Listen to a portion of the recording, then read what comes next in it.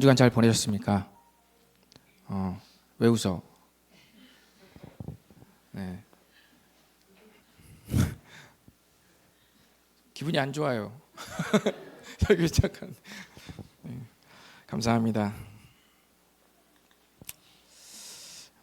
여러분이 친구와 신나게 놀았다고 한번 생각해 보십시오. 그 친구의 이름이 철수라고 한번 생각해 보시죠. 여러분이 철수와 이제 신나게 이제 놀았습니다. 그리고 이 세 가지 표현을 여러분이 좀 집중해서 한번 바라봐 주시기 바랍니다. 첫 번째와 두 번째, 세 번째 표현은 어떤 차이가 있을까요? 그 시간을 누가 이끌었는가가 핵심입니다. 그 시간을 누가 이끌었는가. 첫 번째는 어때요? 그 시간이 신나고 재밌었는데 그 이유는 사실 내가 재밌게 놀아줬기 때문이다 라고 표현할 수 있죠. 이것은 뭐예요? 자기가 그 재밌는 시간을 이끌었다는 것이죠. 두 번째는 그냥 그 시간은 너와 내가 함께 만들어간 시간이다 라는 뜻입니다. 누가 이끈 게 아니에요. 너가 날 이끈 것도 내가 널 이끈 것도 아니라 너와 내가 만나서 주거니 받거니 하다 보니까 그 보낸 시간이 결과적으로 아주 재밌었다는 표현입니다. 그리고 세 번째는 그 친구가 나를 많이 배려해줘서 그 시간이 너무 재밌었다는 표현입니다. 그러니까 그렇게 신나고 재밌게 놀 수 있었던 것은 어떤 거예요? 그 친구가 나를 배려해 주었기 때문이라는 말이죠. 여러분들은 누군가 신나게 놀고 나면 이 첫 번째, 두 번째, 세 번째 중에 어느 쪽을 선택하십니까? 보통 집에 와서 밤에 머릿속에 정리할 때 첫 번째, 두 번째, 세 번째 중에 어디 쪽에 좀 정리를 좀 하세요. 한번 생각해 보시기를 바랍니다. 우리 인간관계를 맺고 어떤 사람과 친구와 시간을 보내면서 아까 말한 대로 그 셋 중에 하나로 그 만남을 우리가 정리할 텐데 뭐 어떻게 정리하든지 뭐 괜찮을 수 있습니다.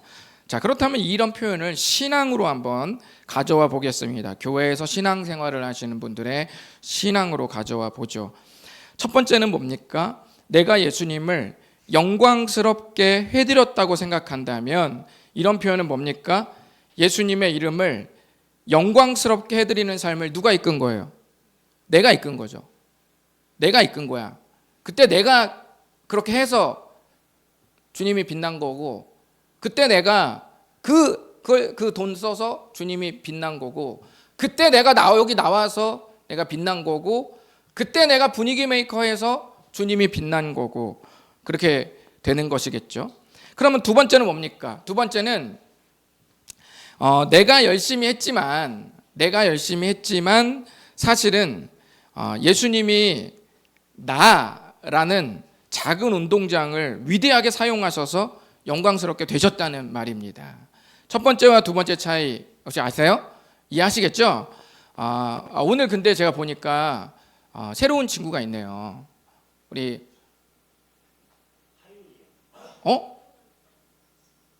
뭐라고요? 이런 식으로 가겠다 그거지. 네, 우리 가나다 이렇게 그래서 보면은 하윤이면은 거의 이제 마지막을 틀어막겠다 그거죠. 마지막을 일단 마감시키고 거기서부터 채워나가겠다는 서연이의 빅피처가 아닌가 그렇게 생각을 좀 한번 해봅니다. 그리고 우리 여기 민기 옆에 우리 친구 이름이 뭐죠? 양우현 맞아? 이름들이 한가닥하게 생겼어요. 제가 봤을 때는 굉장히 이름도 좋고 너무 멋있습니다. 너무 예쁘고 너무 멋있어요. 민기 누가 쓴 건데 누가 데려온 거야?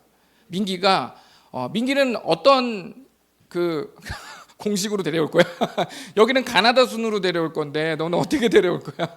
우연이니까 다음에는 뭐 수연이 아니면은 우연히 전에 보여요?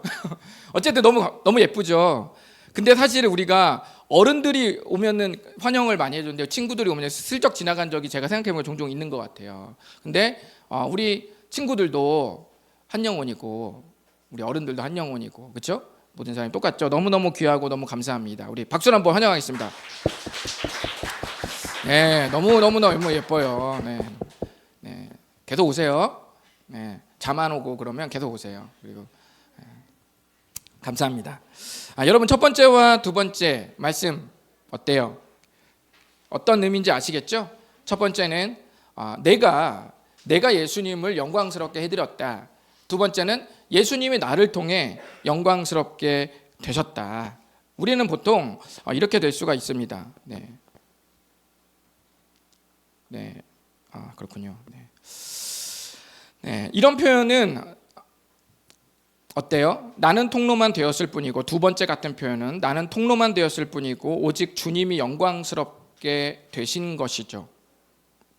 우리 지난번에 1장 20절 한번 읽어보겠습니다. 1장 20절, 생략이라는 말은 안 읽어도 되고요. 그 다음부터 시작. 살든지 죽든지 내 몸에서 그리스도가 존귀하게 되게 하려 하나니 이는 내게 사는 것이 그리스도니 죽는 것도 유익함이라. 아멘. 바울은 자기 인생의 바람을 고백하면서 내 몸에서 그리스도가 존귀하게 되기를 바란다고 고백했습니다. 어른들의 표현으로 말하면 수동으로 표현을 했죠. 이전에 보여드린 문장, 방금 좀 전에 제가 보여드린 문장으로 비교해 본다면 내가 그리스도를 존귀하게 해드린 게 아니라 그리스도께서 나를 통해 존귀하게 되기를 바란다는 표현입니다. 그러니까 바울은 특별히 두 번째 표현을 일부러 썼습니다. 그 이유는 내 삶의 운전대를 내가 잡고 사는 것을 극도로 경계했고, 주님이 역사하시는 운동장에 나의 열정은 그저 작은 나비의 날갯짓에 불과하다는 사실을 바울이 잊지 않았기 때문입니다. 오늘 말씀은 이 고백 후에 이어집니다. 우리 한번 22절 다 같이 읽어보도록 하겠습니다. 시작. 그러나 만일 육신으로 사는 이것이 내 일의 열매일진데 무엇을 택해야 하는지 나는 알지 못하노라. 아멘. 인생이 그리스도라면 죽는 것도 유익할 수 있다고 말한 후에 바울이 이렇게 말해요. 나는 지금 여러분 비관하거나 세상을 염세했다는 뜻이 아니에요. 막 세상을 이제 살기 싫다 이런 의미가 아닙니다. 바울은 그리스도가 자기의 생명 되신 이후에 사는 것과 죽는 것 사이의 경계선이 크게 의미가 없어진 거죠. 그러니까 작은 것에 일희일비하지 않는 삶이 되었다는 말인데, 그래서 자기는 살고 죽는 게 그렇게 중요하지 않아서 어쩌면 죽는 것도 유익할 수 있다고 말한 후에, 그러나 22절 보세요. 그러나 만일 살아서 내가 어떤 열매를 거두어, 그러니까 어떤 일을 해야 된다면, 어떠한 일을 해야 할 일이 남아 있다면 정말 나는 사는 것과 죽는 것 중에 무엇을 택해야 하는지 모르겠다고 말한 거예요. 그러니까 자기는 지금 죽어도 괜찮은데 살아서 내가 뭔가 해야 될 일이 반드시 있다고 말한다면 너무 고민된다는 거예요. 그걸 해야 되는지, 곧바로 주님과 함께 가야 되는지 고민된다는 그 뜻입니다. 바울이 왜 이런 고민을 하고 있을까요? 우리 한번 23절을 읽어보겠습니다. 23절 시작. 내가 그 둘 사이에 끼었으니 차라리 세상을 떠나서 그리스도와 함께 있는 것이 훨씬 더 좋은 일이라. 그렇게 하고 싶으나 내가 육신으로 있는 것이 너희를 위하여 더 유익하리라. 아멘. 바울은 둘 사이에 끼어 있다고 말한 겁니다. 이거는 양쪽에서 꽉 에워싸고 있다라는 말입니다. 포위되었다는 뜻이죠. 여러분 무슨 말입니까? 사는 것과 죽는 것 사이에 꽉 끼어 있다는 말입니다. 그냥 자기 혼자만 생각하면 로마에게 처형당해서 죽더라도 자기 생명을 거두어 가시는 예수님과 함께 영원히 있을 수 있으니 어쩌면 자기는 그게 훨씬 좋다고 말합니다. 반면 내가 현재 갇혀 있다가 만약 풀려난다면 너희에게는, 그러니까 빌립보 교회 성도들에게는 더 좋은 일이라고 말합니다. 죽는 건 자기에게 더 좋을 수 있고 풀려나서 살 수 있다면 그건 빌립보 교회의 성도에게 좋다는 거죠. 죽는 건 누구에게? 자기에게. 사는 건 너희들에게 더 좋은 일이라는 것이죠. 그럼에도 불구하고 바울은 왜 사는 것과 죽는 것 사이에 자기가 꽉 막혀 있다고 말할까요? 25절과 26절에서 좀 더 자세히 말하고 있는데요. 우리 한번 다 같이 읽어보도록 하겠습니다. 25절, 26절 시작.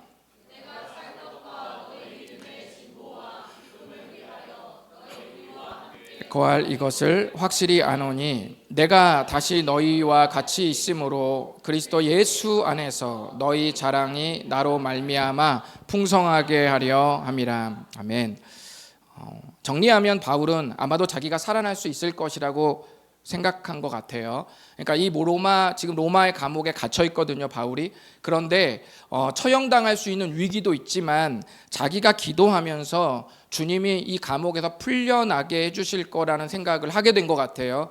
그래서 지금 이 말을 하고 있는 겁니다. 아마도 내가 너희와 같이 있으므로 이런 말 26절 그리고 25절에 내가 살 것과 이런 말을 한 걸 보면 로마 감옥에서 처형당하지 않고 사형당하지 않고 아마 풀려서 나갈 수 있을 것이라고 생각한 것 같습니다.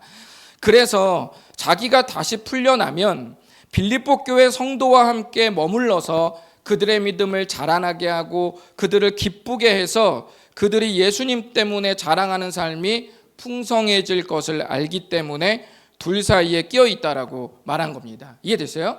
바울이 그냥 사는 게 아니라 자기가 만약 여기서 죽어도 괜찮은데 살아있어서 만약에 풀려난다면 빌립보 교회 성도들을 더 잘 양육시킬 걸 자기가 알기 때문에 그리고 빌립보 교회 성도들이 그 복음을 듣고 더 기쁘고 예수님을 자랑하는 그 위대하고 찬란한 삶이 펼쳐질 걸 알기 때문에 그거 생각하면 내가 사는 게 낫다 이 뜻입니다. 어렵지 않으시죠?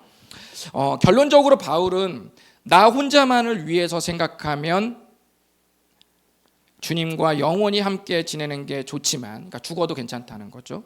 자기 혼자만을 위해서라면 주님과 영원히 함께 있다는 의미에서 죽어도 괜찮지만 자신에게 맡겨진 사람들이 있고 자기가 양육해서 복음으로 기쁘게 살아갈 사람들이 있다는 사실을 알기 때문에 아마도 계속 살아갈 마음을 갖고 있는 것 같습니다.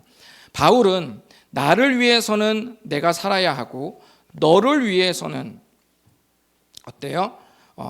죄송합니다. 너를 위해서는 살아야 된다고 말하고 자기를 위해서는 죽는 게 좋다고 더 좋다고 말했습니다. 여러분 보통은 반대 아닌가요? 너를 생각하면 내가 죽고 싶고 내가 바라는 삶이 펼쳐지면 살고 싶은 게 우리 아닌가요? 여러분 너를 생각하면 내가 살아야겠고 나를 생각하면 죽어 이렇게 생각하는 사람 있으신가요? 반대죠. 너를 생각하면 아니면 너만 생각하면 아니면 너도 생각하면 나는 그냥 여기서 끝내는 게 낫고 내가 바라는 삶 그리는 삶이 펼쳐진다면 나는 좀 더 살고 싶은 게 어쩌면 우리 모두의 마음이 아닌가 생각합니다. 오늘 말씀을 저는 담대하게 묵상했으면 좋겠습니다. 바울의 삶을 보면 자신이 살고 죽는다는 선택을 예수님과 복음이 이끌었다는 사실이 우리를 부끄럽게 하기도 합니다. 우리는 언제 살고 싶다고 말하고 언제 죽고 싶다고 말합니까? 또는 언제 살고 싶다거나 죽고 싶다고 말하는 그 경계선의 기준은 과연 무엇입니까? 그런 의미에서 바울이 살고 싶다거나 죽고 싶다고 말한 그 중심에 그리스도와 복음이 있었다는 걸 생각하면 우리에게 굉장히 큰 도전을 주기도 합니다. 우리는 되게 힘들 때, 고난 닥칠 때, 괴로울 때, 억울할 때, 열받을 때 이럴 때 우리는 죽고 싶은 마음이 들죠. 또 우리가 살아야 하고 살고 싶다고 말한다면 그때는 또 언제입니까? 어떤 사람은 가족을 생각하면은 살고 싶다라고 말합니다. 가족을 위해서라면 내가 살고 싶다. 물론 이것도 나름 좋은 겁니다. 어떤 사람은 꿈을 위해서 내가 살고 싶다. 그 꿈을 이뤘다는 건 뭔가요? 돈을 많이 번 것인가요? 아니면 한 분야의 최고 전문가로서 인정을 받게 된 것인가요? 그런 건 아니겠죠. 좋은 꿈을 위해 사는 것도 나름 괜찮습니다. 그럼에도 불구하고 저는 모든 그리스도인들이 그리스도를 위해 살기를 바랍니다. 여러분 잊지 말아야 할 사실은 바울도 우리와 같은 사람이라는 사실을 여러분 결코 잊어서는 안 됩니다. 바울과 여러분을 분리하시면 안 됩니다. 바울과 우리는 동일하고 똑같은 사람입니다. 바울이 태어날 때부터 거룩을 타고난 사람도 아니고 애초부터 주님을 위해 온 삶을 드리기로 헌신한 상태로 태어나는 것도 아닙니다. 잘 살려고 여러분 하지 마시고 예수님을 사랑하면 더 잘 사는 삶이 됩니다. 미래는 미지의 세계이므로 시간의 통치자이신 그리스도께 운전대를 맡기는 것이 좋습니다. 그분이 우리의 주어이시고 그분이 우리가 갖지 못한 전지적 작가 시점을 갖고 계시며 그분이 알 수 없는 무지의 공간을 채우시기 때문입니다. 교회를 나와서 여러분이 교회를 출석하셔서 예배를 나와서 그리스도를 들었지만 그리스도 주변만 맴돌다가 떠난 이들이 태반입니다. 제가 10년도 넘게 학생부를 했지만 저에게 거쳐간 학생이 얼마나 1000명도 넘을 겁니다. 그 중에서 그리스도의 이름 안으로 들어간 사람이 별로 없어요. 대부분은 그리스도를 알아가다가 태반이 그 주변에서 맴돌다가 떠났습니다. 그런 사람들은 자기 생전에 누군가에게 이렇게 말할 겁니다. 내가 교회 몇 년씩 다녀봤는데, 내가 학생부 때 교회 다녀봤는데, 내가 청년부 때 교회 다녀봤는데, 내가 젊을 때 교회 다녀봤는데 교회 뭐 별거 없다. 뭐 똑같이 싸우고 뭐 똑같이 뭐 기싸움하고 똑같이 텃세가 있고 뭐 똑같이 사람들 뭐 그렇게 막 아주 잘 사는 것도 아니고 뭐 내가 보니까 뭐 교회 다녀봐야 뭐 별거 없다. 예수님 믿어봐야 별거 없다. 뭐 이렇게 말할 수도 있겠습니다. 그리스도 주변을 맴돌다가 떠난 사람들이 하는 말입니다. 여러분 정말 그렇습니까? 저는 그렇게 생각하지 않습니다. 철저하게 증명과 검증, 논리로 살아온 저에게 찾아오신 그리스도 예수님은 그렇게 가벼운 분이 아니었습니다. 그분이 나의 운전대를 잡는다고 해서 제 삶이 훼손된 적이 없고 저의 최선이 무시된 적도 없습니다. 언제나 그분은 내 생각을 존중하시면서도 내 생각 위에서 나보다 더 높은 꿈을 꾸시며 내가 나에게 줄 수 있는 선물보다 더 압도적인 삶을 저에게 주셨습니다. 저희 사모님은 다시 태어나면 저와 결혼할지에 대해서 깊은 고민에 휩싸였지만 저는 다시 태어나도 예수님을 믿을 겁니다. 아니, 믿고 싶고 더 깊이 그분의 세계로 진입하고 싶습니다. 할 수만 있다면 나의 모든 돈과 나의 모든 시간과 나의 모든 관계를 사용해서 그분께 올인할 겁니다.